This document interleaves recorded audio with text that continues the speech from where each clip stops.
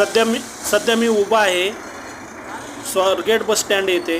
महाराष्ट्र राज्य परिवहन महामार्गाचं हे स्वारगेट बस स्टँड आहे। तुम्हाला माहीत असेल या ठिकाणी आंध्र प्रदेश, कर्नाटक वेगवेगळ्या राज्यातून बसेस येतात। तसेच सातारा, सांगली, कोल्हापूर, सोलापूर ह्या ठिकाणी देखील इथे बस येतात। ही लालपरी कित्येक लोकांचं जीवन बनवते। कित्येक लोकांच्या जीवनाच्या आठवणी या लालपरीशी निगडीत असतात। जशी जशी टेक्नॉलॉजी बदलत गेली तशी शिवशाही असेल, त्याच्यानंतर इलेक्ट्रिकल बसेस असतील, ह्या बसेसमध्ये बदल झाला। पण सामान्य